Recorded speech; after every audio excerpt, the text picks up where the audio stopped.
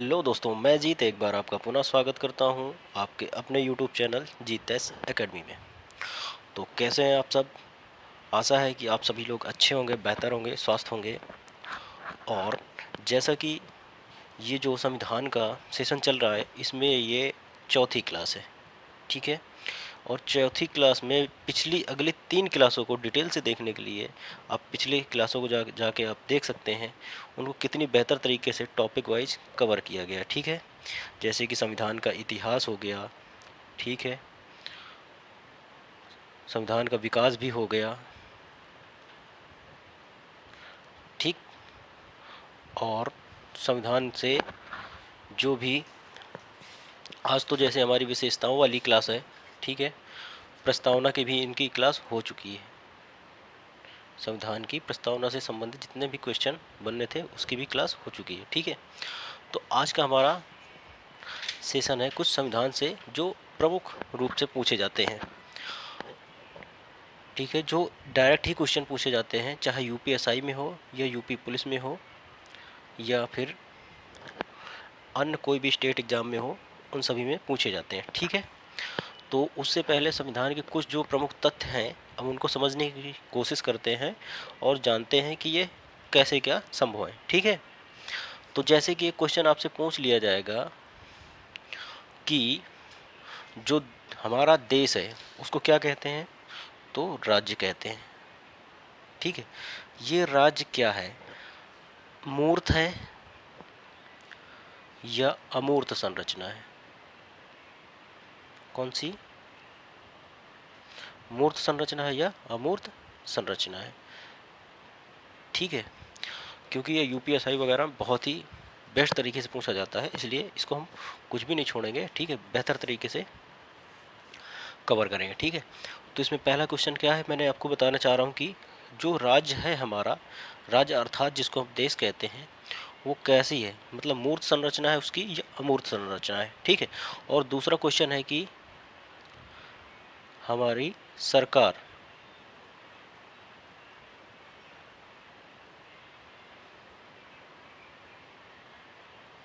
क्या, सरकार, ठीक है,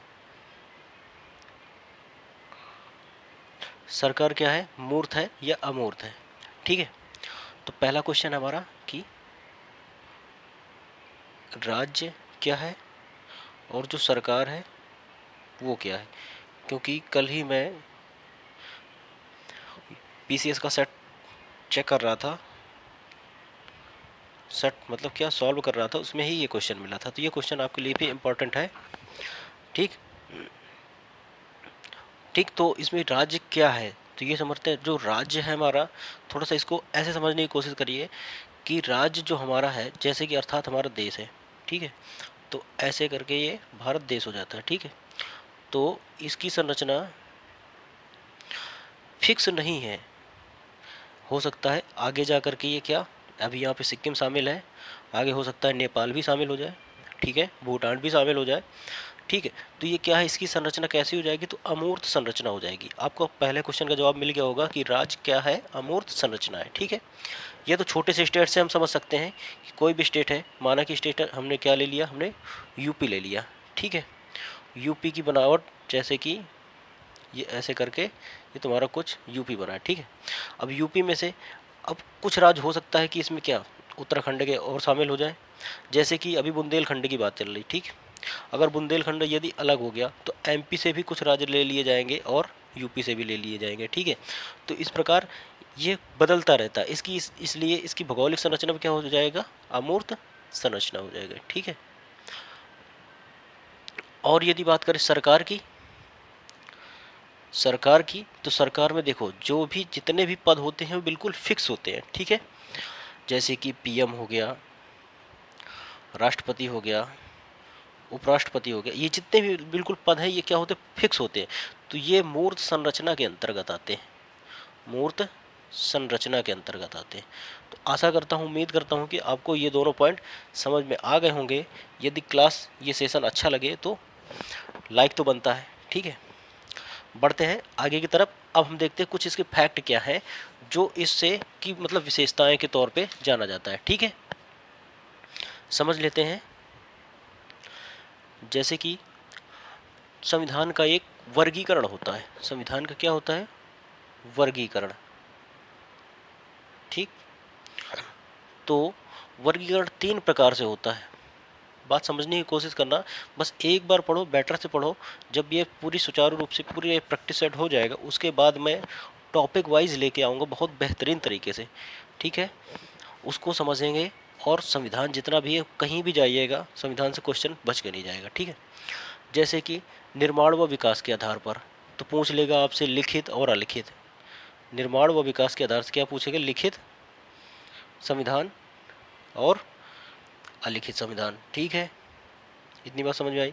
और ऐसे इसके संशोधन के आधार से पूछ लेगा, तो संशोधन के आधार से क्या हो जाएगा? एक तो कठोर हो जाएगा, कठोर संविधान कहाँ का है, और लचीला कहाँ का है। ठीक, इतनी बात समझ में आई। अब इसके अलावा फिर तीसरा और पूछता है, केंद्र और राज्य के मध्य संबंध के आधार पर। ठीक है, जैसे कि परिसंघात्मक आपने शब्द सुना होगा, संघात्मक सुना होगा, और एकात्मक शब्द सुना होगा। ठीक है, तो वो बाद में की बात है, अभी हम करेंगे। ठीक है, तो जैसे कि यहाँ पे यदि पूछ ले आपसे कि सबसे बड़ा लिखित संविधान कहाँ का है, सबसे बड़ा लिखित संविधान कहाँ का है, तो क्या बताओगे? एक तो सबसे बड़े की बात कर रहा है, ऊपर से लिखित की बात कर रहा है, तो भारत का है। ठीक है, भारत का संविधान हो गया। ठीक है, थोड़ा बस 5 मिनट का इंतजार करिए, इसके बाद हम एमसीक्यू में आएंगे थोड़ा। ठीक है, ऐसे थोड़ा सा समझ लो, तो जितने भी एमसीक्यू हैं आसानी से होने में और करने में आसानी रहेगी। ठीक है, और यदि पूछ ले कि सबसे लचीला संविधान कहाँ का है, सबसे कौन सा लचीला संविधान कहाँ का है, तो सिर्फ यदि लचीला की पूछे, वो भी सबसे लचीला, तो श्रीलंका का है, यानी लंका का है। ठीक है, और पूछेगा कि सबसे नवीनतम संविधान कहाँ का है, नवीनतम संविधान कहाँ का है, तो आप इसमें क्या बोलेंगे कि नेपाल का है। ठीक है, अपना ही पड़ोसी राज्य है। ठीक है, नेपाल से 5 राज्य लगते हैं अपने भारत के। ठीक है, और यदि पूछे कि एशिया का प्रथम लिखित संविधान, एशिया का प्रथम लिखित संविधान, तो क्या बताओगे? एशिया का प्रथम लिखित संविधान, तो जापान, जापान ये क्या हो जाएगा? एशिया का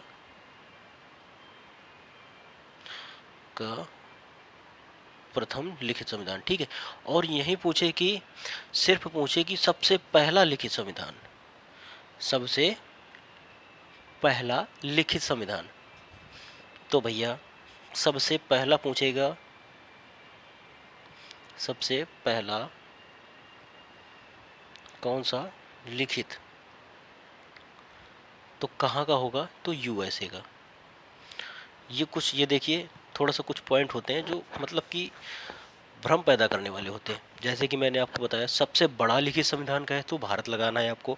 और पूछे कि एशिया का प्रथम लिखित संविधान, तो आपको जापान पहुंच जाना है।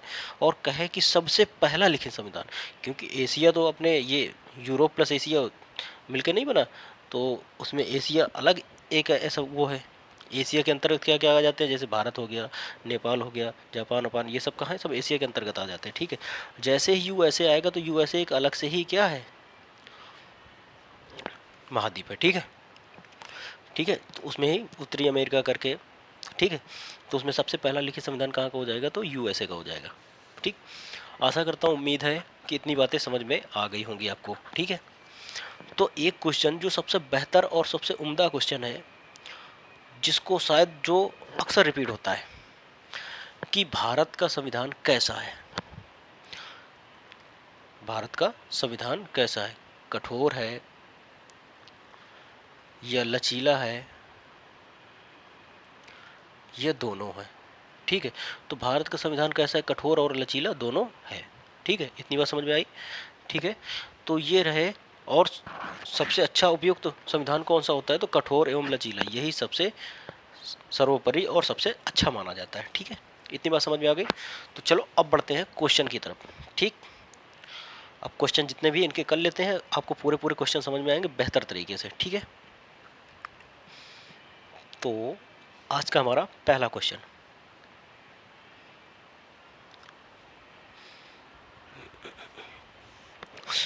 पहला क्वेश्चन है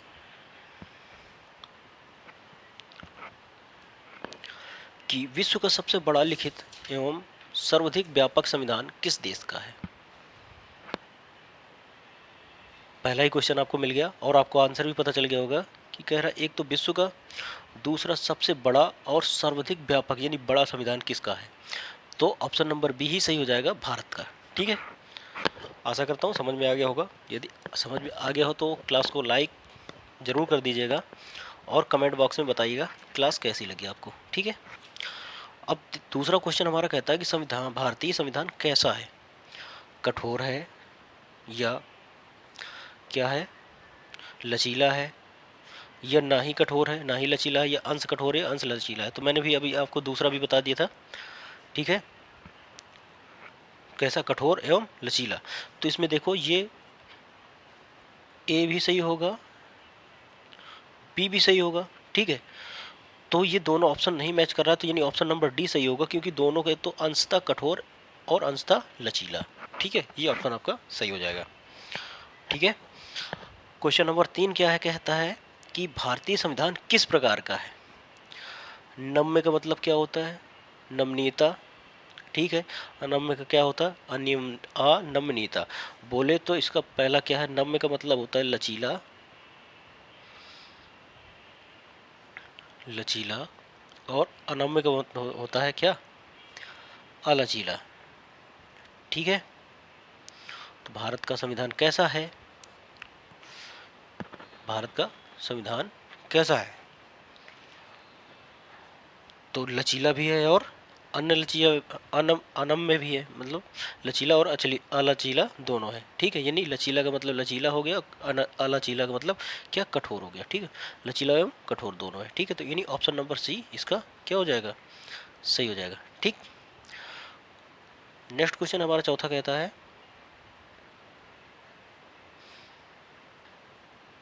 भारत के संविधान में भारत को माना जाता है, भारत के संविधान में भारत को माना जाता है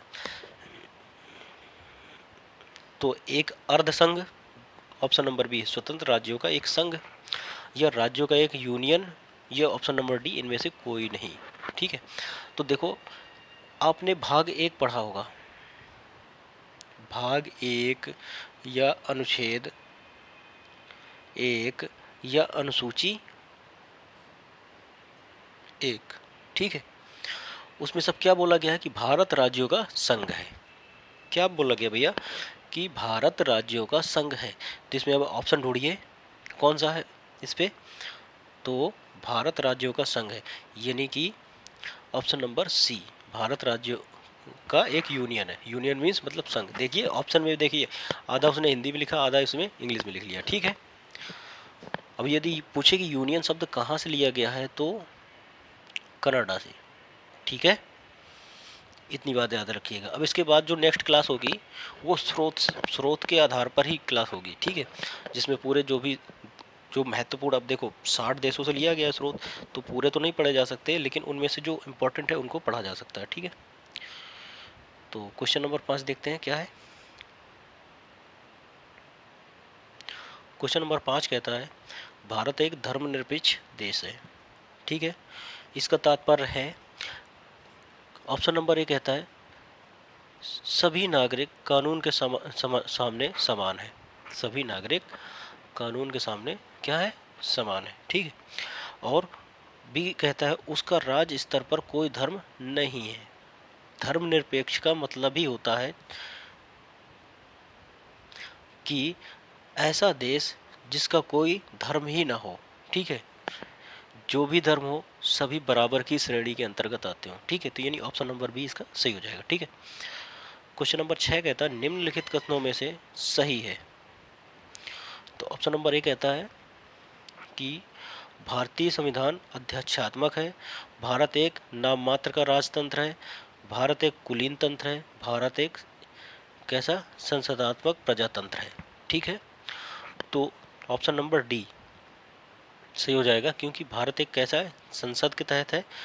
ठीक है, और संसद में जो भी चुनाव होते हैं तो किसके, प्रजातंत्र के थ्रू होते हैं। ठीक है, यानी जनता के द्वारा, हम भारत के लोग के द्वारा। ठीक है, अब यदि एक क्वेश्चन बनता है कि हम भारत के लोग किस देश से लिया गया है, ठीक है, तो ये आपको कमेंट बॉक्स में छापना है, तो छाप दीजिएगा, ठीक है।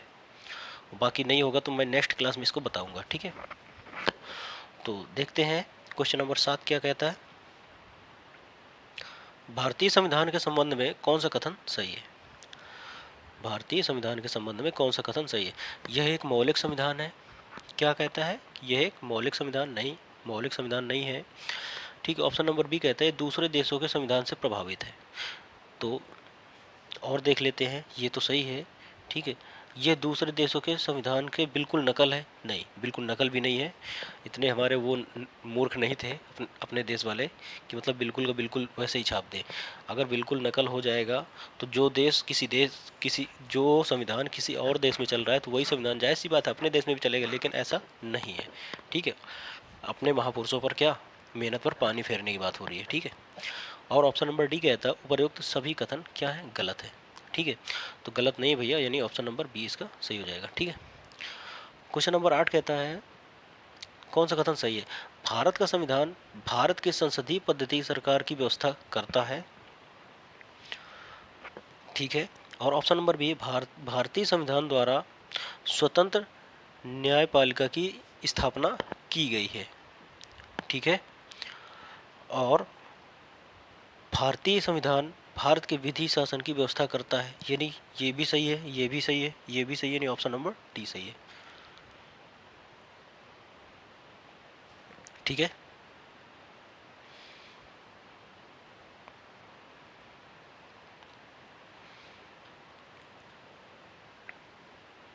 क्वेश्चन नंबर 9 देखते हैं।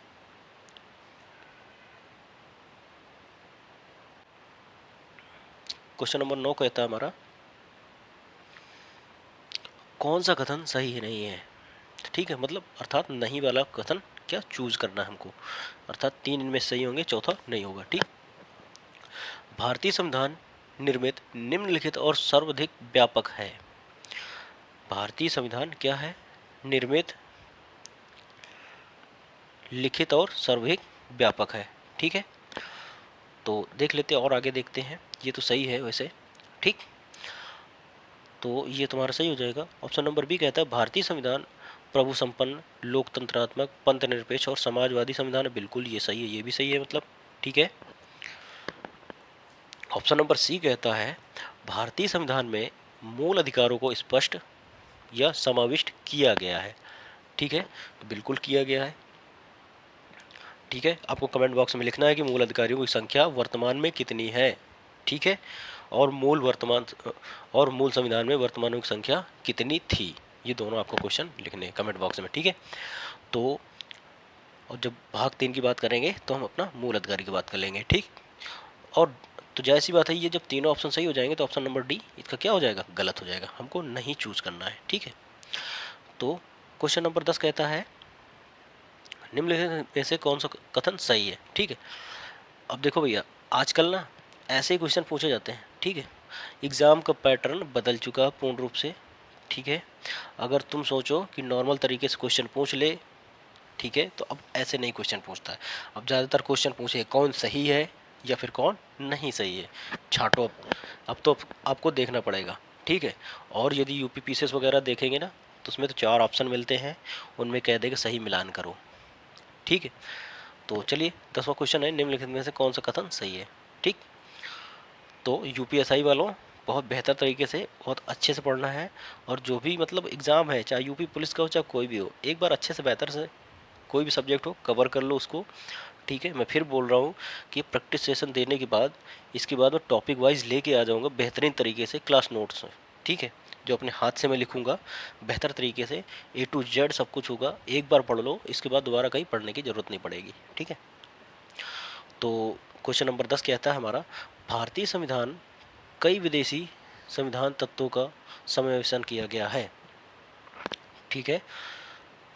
तो कह रहा भारतीय संविधान में कई विदेशी संविधान के तत्वों का समावेशन किया गया है, तो कई की बात नहीं है, वो किसी किसी देश से कुछ कुछ भाग लिया गया है, ठीक है। तो ऑप्शन नंबर बी भी कहता है भारतीय संविधान एकल नागरिकता का प्रावधान करता है, तो बिल्कुल सही है। और यदि बात करें एकल नागरिकता कहाँ से ली गई है, तो ब्रिटेन से ली गई है, ठीक है। और ऑप्शन नंबर सी कहता है भारतीय संविधान वयस्क मताधिकार की व्यवस्था करता, बिल्कुल सही है, ठीक है। सबसे पहले जवाहरलाल नेहरू ने 1938 में मताधिकार की मांग करी थी, ठीक है। पहले 21 वर्ष थी, फिर घटकर 18 वर्ष हो गई। तो ये संविधान संशोधन में बताऊंगा मैं कौन सा संविधान संशोधन था और ये कब हुई है, ठीक है, बेहतर तरीके से, ठीक है। तो वो बात की बात है, ठीक। यानी ऑप्शन नंबर डी इसका सही हो जाएगा, ठीक है। क्वेश्चन नंबर 11 है, भारत का संविधान है कैसा है? तो मैंने अभी आपको बता दिया, इसको देख के ही लगा देना है क्या, कठोर कम लचीला अधिक, ठीक है। ये कठोर अधिक लचीला कम, ओ एक मिनट, पूरे ऑप्शन देखने पड़ेंगे इसके, ठीक है। तो अत्यंत लचीला ये तो कट हो जाएगा, कोई वही नहीं है, ठीक है। अत्यंत कठोर ये भी कट हो जाएगा। अभी देखो यहाँ बात कर रहा अधिक कठोर अधिक और लचीला कम, तो ये तो नकारात्मक और प्रदर्शित कर रहा है, क्योंकि लचीला ज़्यादा होना चाहिए और कठोर कम, ठीक है। तो यानी ऑप्शन नंबर सी सही हो जाएगा इसका, ठीक है। क्वेश्चन नंबर 12 कहता है हमारा, भारतीय संविधान का स्वरूप किस प्रकार का है? तो कैसा है? एकात्मक, पूर्ण संघात्मक, नहीं, ठीक है। यानी ऑप्शन नंबर सी कहता है संरचना में संघात्मक, भावात्मक में भावना में क्या है, एकात्मक, ठीक है। तो संरचना में संघात्मक तो ही है, मैंने अभी आपको बताया था स्टार्टिंग में ही, ठीक है। और भावना में एकात्मक, मतलब हमारे राष्ट्र की भावना क्या है, एकता में है, ठीक है। यदि पूछे कि एकता का निर्माण करना किसका काम था, तो सरदार पटेल जी थे, जो सरदार पटेल जी, इन्होंने अहम भूमिका निभाई थी किस भारत को एक करने में, ठीक है।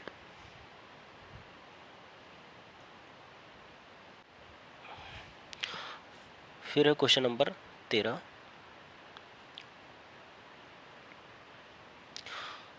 क्वेश्चन नंबर 13 की तरफ देखते हैं क्या कहता है।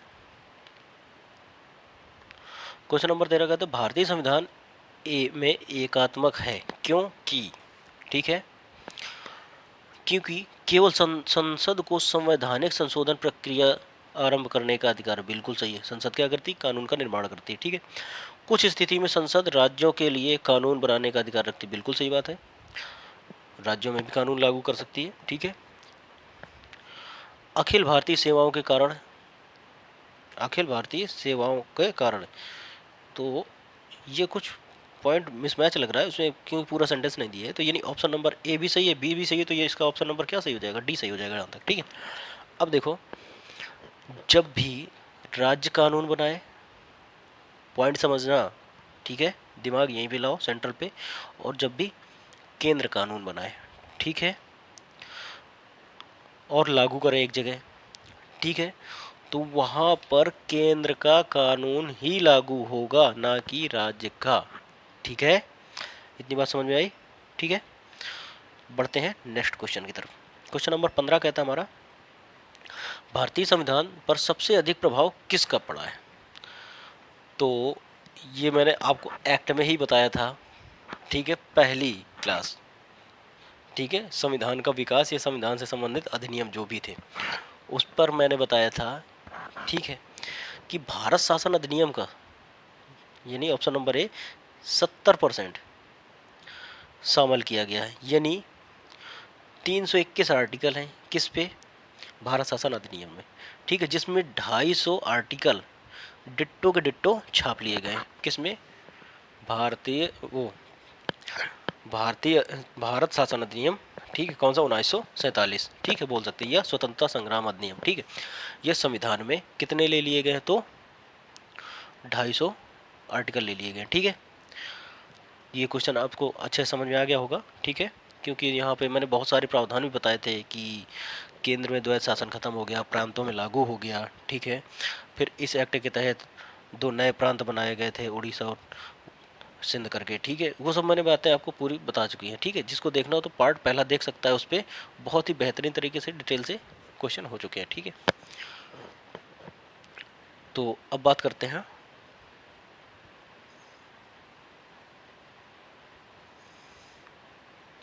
क्वेश्चन नंबर 16 की।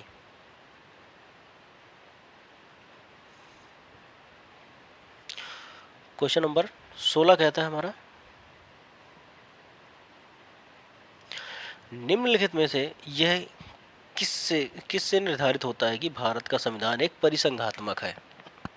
यस, अब यहाँ से थोड़ा सा आपको फिर समझना पड़ेगा, क्योंकि बेहतर तरीके से संघात्मक, परिसंघात्मक, एकात्मक, ये मैंने केंद्र और राज्य के संबंध के आधार पर अभी मैंने आपको बता रहा था, मैंने छोड़ दिया था इसको, ठीक है, वर्गीकरण संविधान का। तो ये थोड़ा सा समझ लेते हैं, ठीक।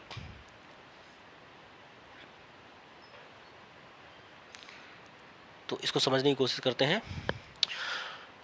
देखो, जब एक राज्य, जहाँ पर थोड़ा सा ऐसे ही समझ लो, जो परिसंघात्मक होता है पहले उसको समझते हैं, ठीक है। परिसंघात्मक होता क्या है?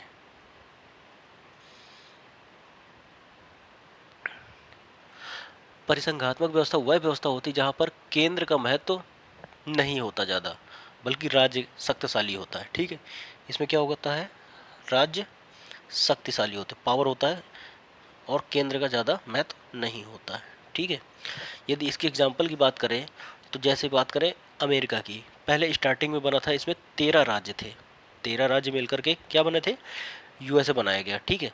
लेकिन कुछ दिनों बाद, मतलब कुछ साल बाद क्या हुआ कि राज्यों ने कहा नहीं, हम इसमें नहीं रहना चाहेंगे, तो इन लोग अलग अलग हो गए, ठीक है। तो फिर यूएसए ने कहा यार ये तो गड़बड़ हो गया, ठीक है।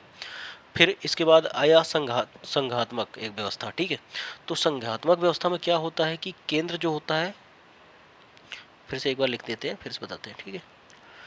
संघात्मक व्यवस्था, संघात्मक व्यवस्था, इसमें क्या होता है कि केंद्र इसमें शक्तिशाली होता है, ठीक है। राज्य भी शक्तिशाली होता है, यानी शक्तियों का बंटवारा होता है, ठीक है। कहीं कहीं पर कब, किस समय केंद्र शक्तिशाली होगा, किस समय राज्य शक्तिशाली होगा, यानी अविनाशी राज्यों का अविनाशी संगठन की बात करता है संघात्मक व्यवस्था। अविनाशी मतलब केंद्र से मतलब क्या, राज्य अलग नहीं हो सकते हैं, और राज्य से ना ही केंद्र अलग हो सकता है, ठीक है, इसकी बात करता है। तो फिर इसने, यूएसए ने कौन सी पद्धति अपना ली, तो संघात्मक की, ठीक है। तो इसमें जैसे यूएसए हो जाएगा आपका, जर्मनी हो जाएगा, और यानी हम लोग, यानी अर्थात इंडिया हो जाएगा, ये सब संविधान कैसा है, तो संघात्मक व्यवस्था अपनाइए, ठीक है। और एकात्मक व्यवस्था क्या होती है, जहां पर कि पूरी सत्ता किस पर हो, तो केंद्र पर आधारित हो, ठीक है, उसको एकात्मक व्यवस्था कहते हैं, ठीक है। जैसे फ्रांस हो गया, इंग्लैंड हो गया, ठीक है, इनमें सब में क्या होता है कि सब जैसे कि केंद्र पर ही आधारित होता है, ठीक। और अपने यहाँ केंद्र पर कब आधारित होता है, जैसे आपातकाल नहीं होता, तो आपातकाल में जब शक्तियाँ पूरी होती हैं तो सब कहाँ पर चली जाती है, राज्य की शक्ति सब केंद्र के पास चली जाती हैं, तो वो सब बात होती है, ठीक है। तब केंद्र क्या होता है, पावरफुल होता है, ठीक है। तो ये संघात्मक जो पद्धति हम लोगों ने अपनाई है। चलो तो अब बात करते हैं क्वेश्चन की, ठीक। क्वेश्चन कहता है 16 कि निम्नलिखित में किससे निर्धारित होता है भारत का संविधान परिसंघीय है, ठीक है। तो कैसे कि संविधान लिखित और नम्य है, ये क्वेश्चन आपको बताना है, ठीक। भारत का संविधान क्या बताना है आपको कि परिसंघीय है या नहीं है, तो किस तरीके से होगा और कैसे होगा, ये सब आपको बताना है, ठीक है। तो ठीक, तो इसमें क्या है कि संविधान लिखित एवं नम्य है, अनम्य है नहीं, ऐसी कोई बात नहीं की गई। न्यायपालिका स्वतंत्र है, न्यायपालिका स्वतंत्र है, ठीक है, लेकिन संविधान के थ्रू नहीं है, ठीक है। वैसे तो न्याय में तो सुना सकती है, लेकिन हमको क्या बताना, संघीय स्थिति से बताना, ठीक है। तो ऑप्शन नंबर जो सी कहता है कि केंद्र एवं राज्य के बीच शक्तियों का वितरण होता है, तो किस में बात होती है, अपने संघात्मक की बात कर रहा है, तो इसलिए ऑप्शन नंबर सी इसका सही हो जाएगा, ठीक है, ठीक। अब वैसे भी परिसंघात्मक में अब ज़्यादा कोई है नहीं, पहले अमेरिका था, अब इस समय नहीं है कोई, ठीक, कोई भी देश, ठीक। वो 1776 की पहले की बात थी, ठीक। अब क्वेश्चन नंबर 17 कहता है कि भारत में प्रजातंत्र इस तथ्य पर आधारित है कि ऑप्शन नंबर ए क्या कह रहा है कि संविधान लिखित है, तो प्रजातंत्र की बात कर रहा है, संविधान लिखित तो है, ठीक है, लेकिन प्रजातंत्र के बारे में बात कर रहा है, तो ये ऑप्शन गलत होगा, ये मौलिक अधिकार प्रदान किए गए हैं, ठीक है, प्रजातंत्र इस पर थोड़ी ना आधारित है, ठीक है। जनता से सरकार को चुनने व बदलने का अधिकार प्राप्त है। तो यह प्रजातंत्र की बात हो रही है। प्रजातंत्र मीन्स क्या होती है? जनता।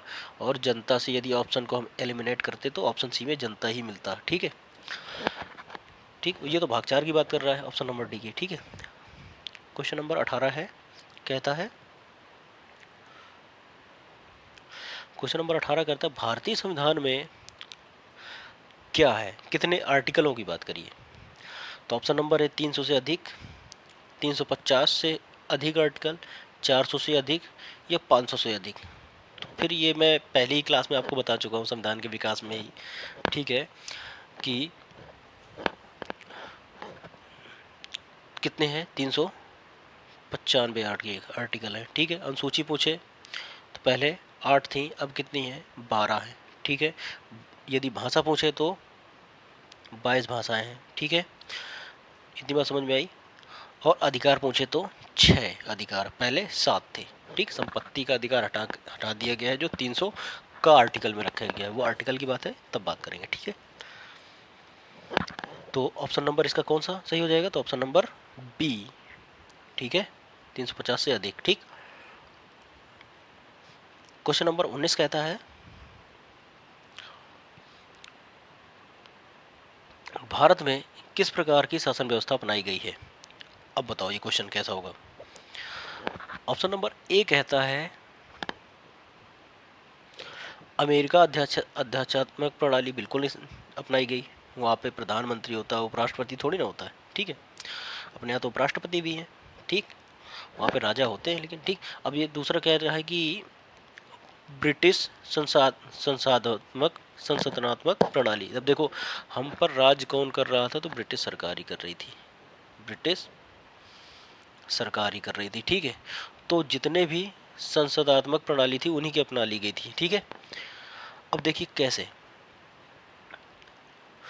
जो ब्रिटिश सरकार का गवर्नर था, बात समझना बच्चा, जो गवर्नर था वो इस समय भारत में राष्ट्रपति है। तुलना कर रहे हैं हम इनकी। ठीक है, और जो वहाँ पे क्या थे, पीएम होते थे, तो वहाँ भी समझ रहे हो, पीएम यहाँ भी हैं। ठीक है, इस प्रकार जितने भी पद हैं सेम है वही। ठीक है, तो ऑप्शन नंबर इसका क्या सही हो जाएगा? तो ब्रिटिश संसद प्रणाली, यानी ऑप्शन नंबर इसका बी सही हो जाएगा। ठीक है, क्वेश्चन नंबर बी से भारतीय राजनीति व्यवस्था में इनमें से कौन सा सर्वोच्च है। तो सर्वोच्चता की बात करी गई है, तो किसी भी देश का संविधान ही क्या होता है भैया? तो सर्वोच्च होता है, यानी ऑप्शन नंबर बी बिल्कुल सही हो जाएगा। ठीक है, क्वेश्चन नंबर 21 कहता है भारतीय संविधान बृहत होने का कारण है। ऑप्शन नंबर ए है, इसमें अनेक संविधानों का अनुभव समाविष्ट है। तो ये तो बात है, लेकिन और आगे ऑप्शन पढ़ लेते हैं। इनमें से विस्तृत प्रशासकीय प्रावधान है, नहीं है यार। ठीक है, ऑप्शन नंबर सी कहता है यह है एक बड़े देश का शासन से संबंधित है, नहीं। ऑप्शन नंबर डी कह रहा है इसमें संघ तथा राज्य दोनों सरकारों का संविधान है, बिल्कुल सही बात है, संघ और राज्य दोनों की बात करता है। ठीक है, तो क्वेश्चन नंबर 22 कहता है भारतीय संविधान का अभिभावक कौन है। भारतीय संविधान का अभिभावक कौन है? तो भारतीय संविधान की देखरेख कौन करता है? तो सर्वोच्च न्यायालय ही करता है, उसके अनुसार निर्णय सुनाता है, यानी ऑप्शन नंबर सी सही हो जाएगा। 23 कहता है भारत में वयस्क मताधिकार की उम्र की सीमा क्या है। तो पहले 21 थी, अब वर्तमान में 18 है। ठीक है, यानी ऑप्शन नंबर ए सही हो जाएगा। ठीक, क्वेश्चन नंबर 24 कहता है भारतीय संघीय व्यवस्था की एक विशेषता है। भारतीय संघीय व्यवस्था की एक विशेषता है, क्वेश्चन नंबर 24 कहता है। ठीक है, कि उसमें क्या है, दोहरी नागरिकता नहीं है, ये ऑप्शन गलत हो जाएगा। केंद्र में संपूर्ण शक्ति, बिल्कुल नहीं, केंद्र और राज्य में शक्तियों का बंटवारा है, भाग 11 की बात कर रहा है। ठीक है, और संविधान की सर्वोच्चता, ये बिल्कुल निहित है। ठीक है, यानी ऑप्शन नंबर क्या बी सही हो जाएगा। क्वेश्चन नंबर 25 कहता है भारत के संविधान में संघीय शब्द की जगह किन दो नए स्थानों में किन शब्दों को स्थान दिया गया?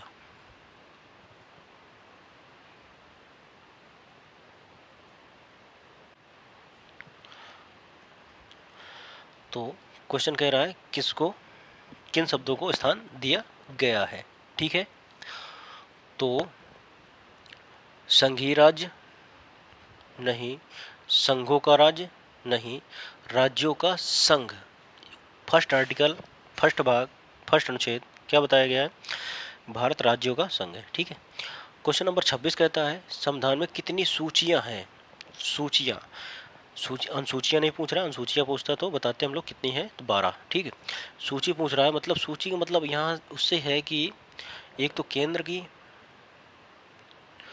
मतलब विषय का बंटवारे की बात कर रहा है, केंद्र के साथ और राज्य के साथ।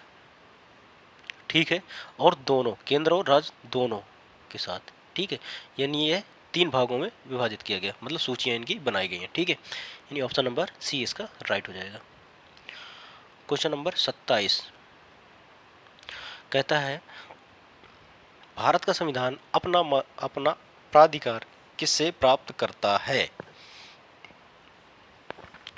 तो किससे प्राप्त करता है? भारतीय स्वतंत्रता अधिनियम 1947 से बिल्कुल नहीं, भारत के सभी वर्गों के लोगों द्वारा प्रतिनिधित्व संविधान सभा से नहीं, ऑप्शन नंबर सी देखिए भारत की जनता से, भारत की जनता से। तो यही सही हो जाएगा, क्योंकि भारतीय लोगों द्वारा ही क्या किया गया है, संविधान को स्वीकार किया गया। हम भारत के लोग भारत को एक संपूर्ण प्रभुत्व संपन्न पंथ निरपेक्ष राज्य, ये आपकी प्रियम्बल है, प्रस्तावना, उसके बारे में लिखा गया। ठीक है, तो क्वेश्चन नंबर 28 कहता है भारत में वैध प्रभुसत्ता किस में निहित है? तो किस में निहित है? राष्ट्रपति में नहीं, न्यायपालिका में नहीं, मंत्रिमंडल में नहीं, तो किस में? संविधान में निहित है। ठीक, कौन कद किसके अनुसार कैसा किस प्रकार से काम करेगा, ये सब बातें किसमें? संविधान में। ठीक, क्वेश्चन नंबर 29 कहता है हमारा भारतीय संविधान की संरचना किस प्रकार की है? तो बार बार क्वेश्चन, एक ही क्वेश्चन बहुत बार रिपीट हुआ है कि कुछ एकात्मक कुछ कठोर। ठीक है, मतलब कुछ लचीला और कुछ कठोर। ठीक है, यानी ऑप्शन नंबर सी इसका सही हो जाएगा। ठीक, क्वेश्चन नंबर 30 कहता है भारत के संविधान के अधीन निम्नलिखित कथनों में से कौन सा कथन सही है? तो संविधान सर्वोच्च है, संविधान सर्वोच्च है, बिल्कुल सही बात है, किसी भी देश का संविधान ही सर्वोच्च होता है। ठीक है, ऑप्शन नंबर मतलब तो कहता है कि संघ तथा राज्यों सरकारों के बीच शक्तियों का स्पष्ट विभाजन भी है, बिल्कुल सही बात है, विभाजन भी है। ठीक है, क्वेश्चन ऑप्शन नंबर तीसरा क्या कहता है कि संविधान के संशोधन के लिए विहित प्रक्रिया अनुसरण करता है, तो ये भी सही है। अब देखते हैं ऑप्शन नंबर, इसका मतलब ये तीनों सही है, तो डी में क्या दिए हैं? ओ, ये कोर्ट की बात करता है। हम्म, तो ये ऊपर के क्या है? तीनों सही हो जाते हैं। अभी बाकी और देख लेते हैं क्या है इसमें मैच करता है, क्या नहीं मैच करता है। ठीक है, चौथा कहता है हमारा संघ संघ की संसद राज्य विधान सभाएं संप्रभु है, संप्रभु नहीं है। ठीक है, तो ये चौथा गलत हो जाएगा। पांचवा कहता है मूल अधिकारों की परिधि को निर्धारित करने के लिए संविधान के उद्देश्य को अवलंबन नहीं किया जा सकता, ये भी गलत हो जाएगा। यानी 1 2 3 ही सही है, तो यानी ऑप्शन नंबर इसका डी सही हो जाएगा। ठीक है, क्वेश्चन नंबर 31 कहता है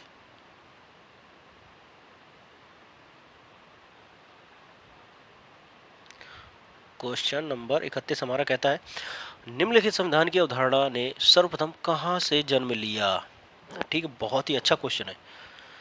तो सर्वप्रथम कहां से? तो फ्रांस से जन्म लिया लिखित संविधान की अवधारणा। ठीक, सर्वप्रथम कहां से? तो फ्रांस से। ठीक है, इतनी बात समझ में, बहुत ही शानदार क्वेश्चन है, इसको इसको याद रखिएगा। ठीक है, लिखित संविधान की अवधारणा की बात करें तो क्या लगाओगे? फ्रांस। ठीक है, क्वेश्चन नंबर 32 देख लेते हैं क्या कहता है। क्वेश्चन नंबर 32 कहते हैं निम्नलिखित कौन सा एक भारतीय संविधान का दर्शन नहीं है? कल्याणकारी राज्य, समाजवादी राज्य, राजनीतिक समानता या साम्यवादी। ठीक है, दो देखो, कल्याणकारी राज्य स्थापना की बात करता है हमारा संविधान, समाजवादी की भी बात करता है और राजनीतिक समानता की भी बात करता है, लेकिन साम्यवादी देश की बात नहीं करता। साम्यवादी देश में क्या हो जाएगा, तो इसमें चीन वगैरह नहीं है जिनकी नीति क्या होती है, विस्तारवादी।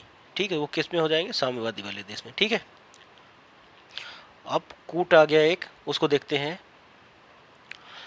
क्वेश्चन नंबर 33 कहता है भारतीय संविधान अर्धसंघात्मक है?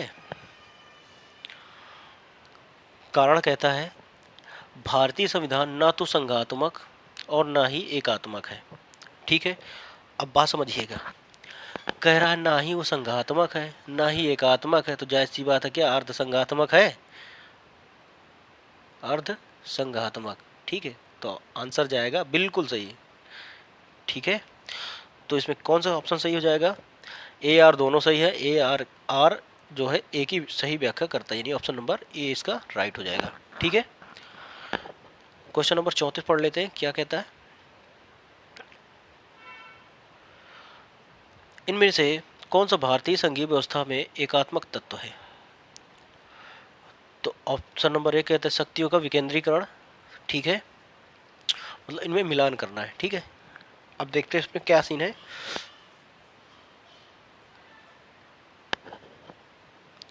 ठीक है, शक्तियों का विकेंद्रीकरण, शक्तियों का विकेंद्रीकरण, तो जैसी बात है न्याय की बात करता है, पुनरावलोकन की। ठीक है, और राज्यसभा में असमान प्रतिनिधित्व की बात करता है,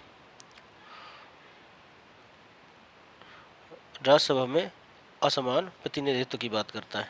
ठीक है, द्विसदनात्मक व्यवस्था पीका। ठीक है, तो इसमें क्वेश्चन कह रहा है इनमें से कौन सा भारतीय संघात्मक व्यवस्था एकात्मक तत्व है। अच्छा, इनमें से छांटने कौन कौन से हैं। ठीक है, तो राज्यपाल की नियुक्ति जायज़ सी बात है ये होती है, यानी ऑप्शन नंबर 2। ठीक है, अब इसके बाद क्या है कि राज्यसभा में असमान प्रतिनिधित्व, ये भी सही है क्योंकि सभी की समानता नहीं होती है। ठीक है, अब इसमें क्या है, न्यायिक पुनरावलोकन, न्यायिक पुनरावलोकन। ठीक है, और अखिल भारतीय सेवाएं, तो सबसे बेटर आंसर यानी 5 हो जाएगा। ठीक है, यानी 2 3 5। ठीक है, यानी 1 3 2 3 5, यानी ऑप्शन नंबर बी सही हो जाएगा। ठीक है, क्वेश्चन नंबर 35 क्या कहता है,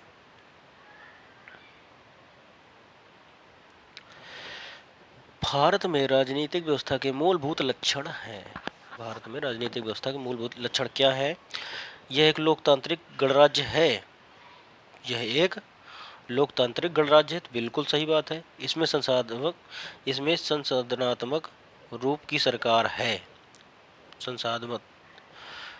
ठीक है, तो ऑप्शन नंबर इसका ये भी है। ठीक है, सर्वोच्च सत्ता भारत की जनता में नहीं थे, तो ये भी हाँ बिल्कुल सही बात है। यह एक एकीकृत शक्ति का प्रावधान करती है, नहीं एकीकृत की नहीं बात करती है, यानी 3 सही है, तो 1 2 3, यानी ऑप्शन नंबर 20 का राइट हो जाएगा। क्वेश्चन नंबर 36 क्या कहता है, निम्नलिखित में से कौन सी विशेषता भारतीय संघ अमेरिका संघ से साझा करती है? दोनों से साझा करती है। ठीक है, तो जो संघीय उच्चतम न्यायालय है, इसके बाद जो होगा तो वही लिया जाएगा। ठीक है, यानी ऑप्शन नंबर इसका डी सही हो जाएगा। ठीक है, संविधान की व्याख्या, संघीय उच्चतम न्यायालय कहाँ से लिया गया, दो अमेरिका से लिया गया। ठीक है, 37 कहता है हमारा क्वेश्चन, निम्नलिखित में से कौन भारतीय राज्य व्यवस्था में सर्वोच्च है? तो संविधान ही सर्वोच्च है। ठीक है, और क्वेश्चन नंबर 38 कहता है भारतीय संविधान का आप किस प्रकार वर्णन करेंगे? ऑप्शन है आकार के माध्यम से, बहुत छोटा एवं सुसंगठित और विश्व के सबसे विस्तृत संविधानों में से एक। जाहिर सी बात है भारत का संविधान कैसा है, विश्व के सबसे बड़े संविधानों में से एक संविधान माना जाता है। ठीक है, यानी ऑप्शन नंबर सी सही हो जाएगा इसका। क्वेश्चन नंबर 39 कहता है भारत का संविधान मान्यता प्रदान करता है। ऑप्शन नंबर ए केवल धार्मिक अल्पसंख्यकों को, नहीं। केवल भाषाई अल्पसंख्यकों को, तो इसमें भी नहीं हो जाएगा। धार्मिक एवं भाषाई अल्पसंख्यकों को, ठीक है, ये तो ठीक है, लेकिन ऑप्शन नंबर डी क्या कहता है, धार्मिक भाषाई और जनजातीय अल्पसंख्यकों, तो नहीं, किसी एक विशेष पर्टिकुलर को नहीं लेके चलता है, बल्कि धार्मिक एवं भाषाई अल्पसंख्यकों दोनों को लेके चलेगा, यानी ऑप्शन नंबर सी। और आज का हमारा अंतिम क्वेश्चन क्या कहता है, किसने कहा भारत एक अर्धसंघात्मक राज्य है। बहुत ही शानदार, बहुत ही बेटर क्वेश्चन है आज का अंतिम क्वेश्चन, बहुत ही शानदार, बहुत ही अच्छा क्वेश्चन है, ठीक है। जो भारत एक अर्धसंघात्मक राज्य है, ये कहा है तुम्हारे केसी फियर ने, ठीक है। बहुत ही शानदार आज का सेशन रहा। अब आप कमेंट करके बताइएगा कि आपके कितने क्वेश्चन सही हुए, ठीक है, और क्लास आपको कैसी लगी, ठीक है। और जो भी आपसे एक दो क्वेश्चन पूछे गए उनको कमेंट में ज़रूर करिएगा, ठीक है। तो बताइएगा कमेंट में कैसा सेशन रहा, और ये सीरीज जो चल रही है बेटर चल रही है कि नहीं चल रही है, ठीक है। तो चलिए मिलते हैं नेक्स्ट क्लास में, तब तक के लिए यदि आपको क्लास अच्छी लगी हो तो लाइक शेयर तो बनता है, ठीक है। और सभी को मेरी तरफ से क्या, बस वही अपना एक शब्द प्यारा सा, क्या, जय हिंद, ठीक है। तो चलिए मिलते हैं, तब तक के लिए धन्यवाद।